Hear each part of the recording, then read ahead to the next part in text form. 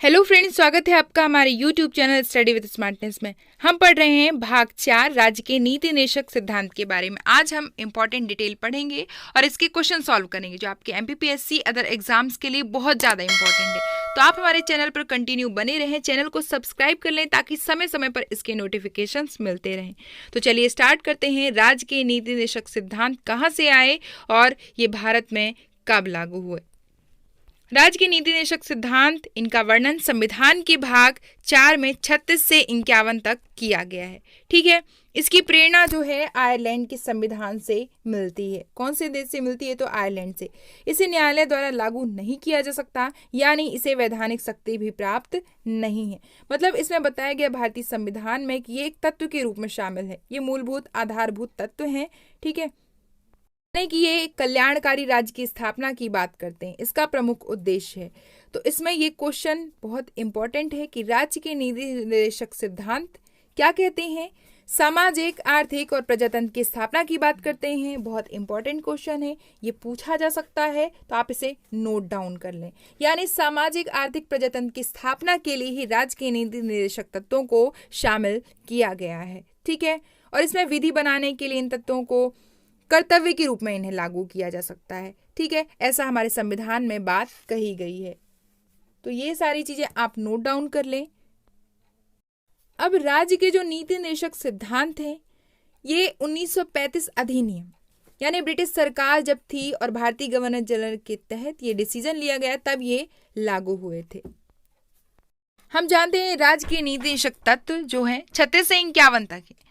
36 और 37 इतने इंपॉर्टेंट नहीं है। आर्टिकल 38 से अपन पढ़ेंगे, तो 36 और 37 में क्या बताया यह भी मैं आपको बता दूंगी, लेकिन एग्जाम पर्पस से आप 38 आर्टिकल से पढ़ना शुरू करेंगे। आर्टिकल 36 क्या कहता है? 36 कहता है, जो हम मौलिक अधिकार में आर्टिकल 12 में पढ़ते हैं कि राज्य के लिए बात कही गई है, वही आर्टिकल 36 में है। ठीक है, अब है आर्टिकल 37।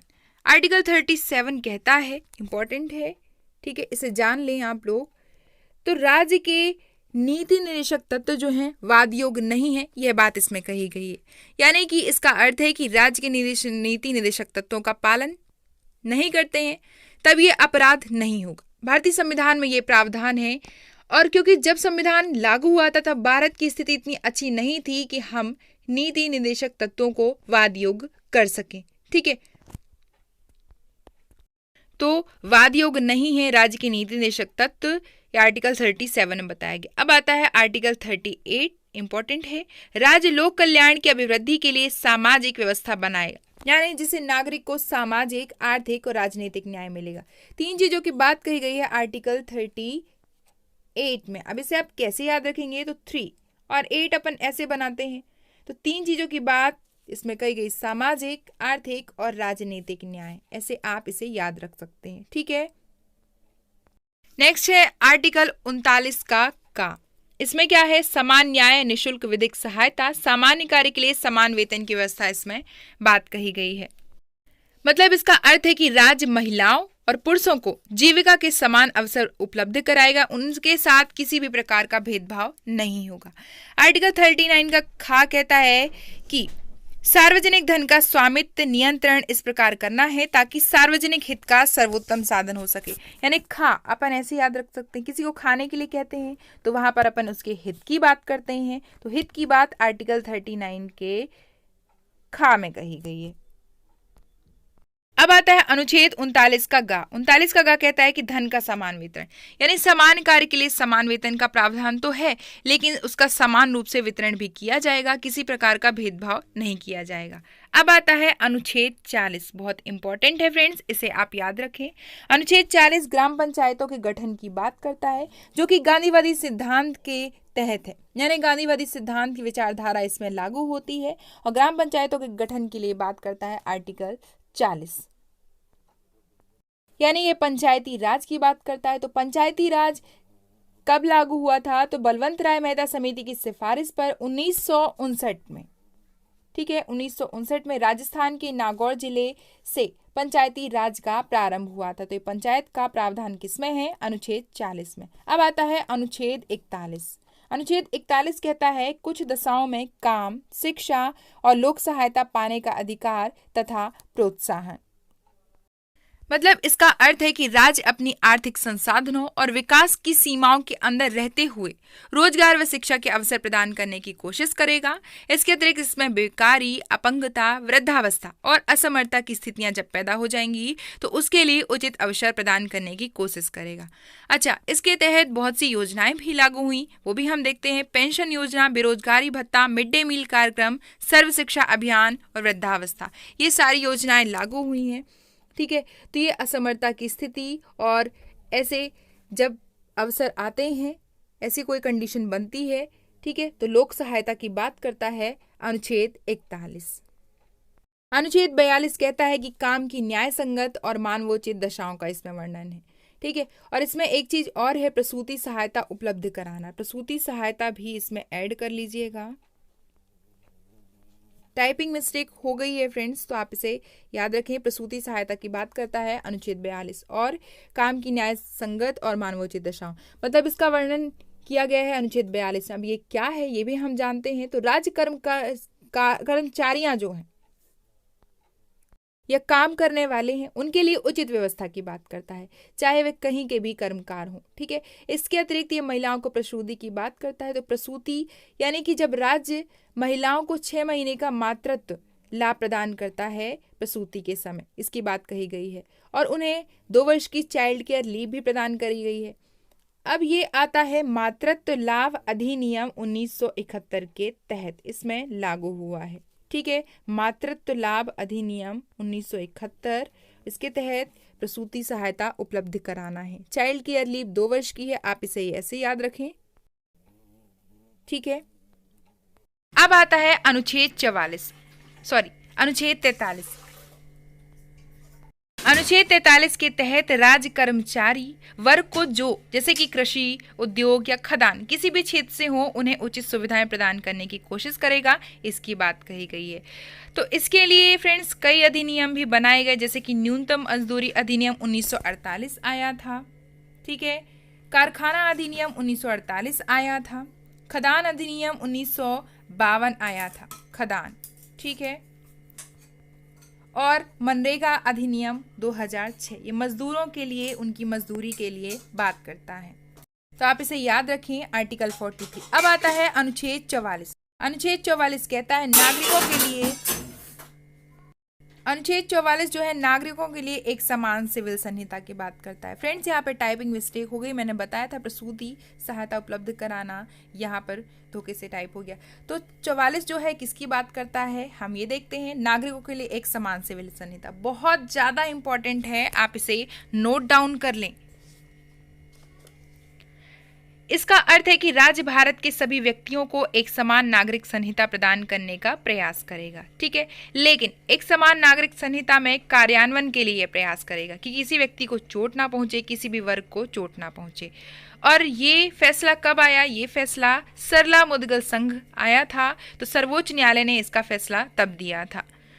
अब ये लागू कहाँ हुआ, ये क्वेश्चन भी आ चुका है सबसे पहले। तो ये भारत में लागू हुआ गोवा में। गोवा एक पहला राज्य था जहां पर एक समान नागरिक सिविल संहिता लागू हुआ था, गोवा।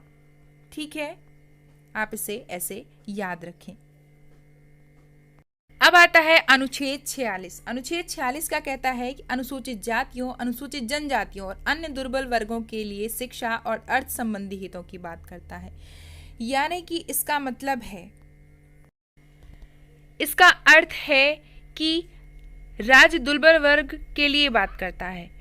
मतलब कौन से दुर्बल वर्ग, एसटी, एससी और अन्य दुर्बल वर्ग के लिए उनकी हित की बात करता है। अब आता है अनुच्छेद 47। अनुच्छेद 47 जो है पोषाहार स्तर, जीवन स्तर को ऊंचा करने के लिए लोक कल्याण स्वास्थ्य की बात करता है। इसका अर्थ है कि राज्य अपने नागरिकों के लिए, उनके लिए खान पान के लिए उचित अवसर प्रदान करेगा, चिकित्सा के लिए उचित अवसर प्रदान करेगा, और जैसे कि स्वास्थ्य के लिए, तो स्वास्थ्य के लिए मादक पदार्थों और द्रव्यों पर प्रतिबंध लगाएगा। ये बात करता है अनुच्छेद 47। अब आता है अनुच्छेद 48 जो कि कृषि पशुपालन के संगठन की बात करता है, कृषि की बात करता है। 8, ठीक है, ये कृषि की बात करता है।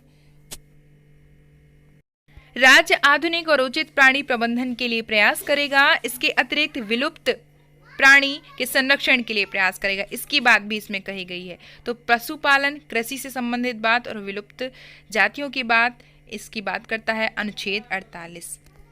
पर्यावरण संरक्षण, अनुच्छेद 48 का वही जो हमने पढ़ा है वन्य जीवों की रक्षा के लिए, ठीक है, ये हमने पढ़ लिया।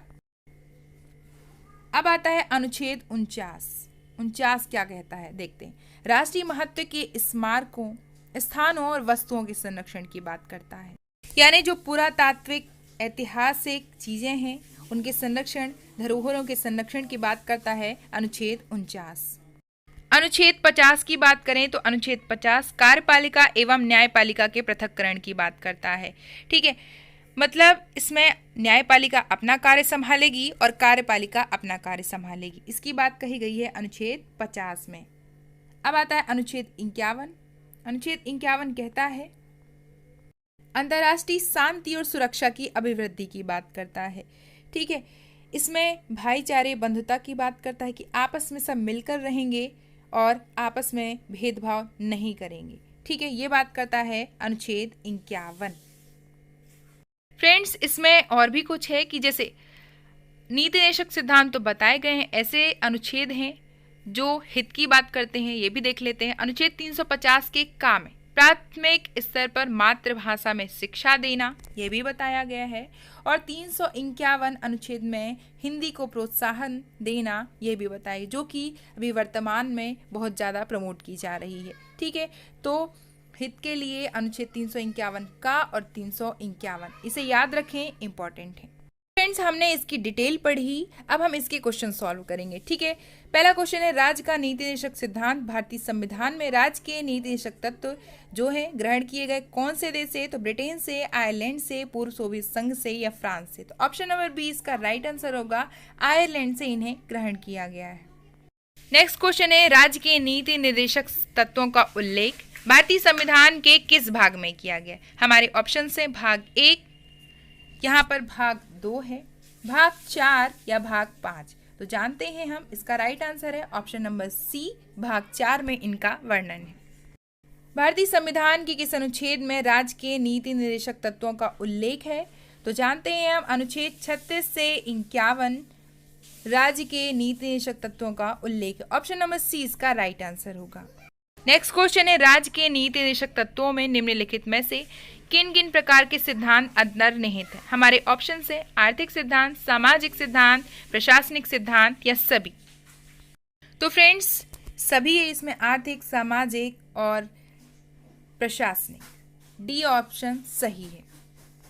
नेक्स्ट क्वेश्चन है नीति निर्देशक सिद्धांत हैं वाद योग नहीं, या एक मौलिक अधिकार है, या इनमें से कोई नहीं। तो हमने पढ़ा है अनुच्छेद 37 में वाद योग नहीं, इनकी बात कही गई है। सर्वोच्च न्यायालय ने निर्णय दे दिया है कि यदि कोई इसे नहीं मानता तो वह अपराध नहीं होगा, इसके लिए किसी भी प्रकार की लड़ाई नहीं होगी। ऑप्शन नंबर ए इसका राइट आंसर है। नेक्स्ट क्वेश्चन है मौलिक अधिकार राज्य के नीति निर्देशक तत्व के विषय में कौन सा कथन सही है बताना है।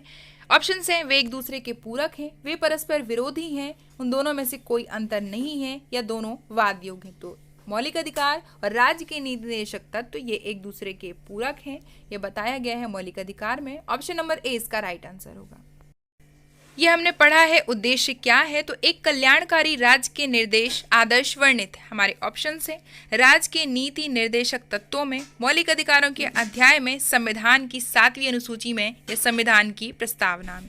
तो देखिए, कल्याणकारी राज्य की स्थापना की बात नीति निर्देशक तत्व ही करते हैं। ऑप्शन नंबर ए इसका राइट आंसर होगा, ये हमने पढ़ा है।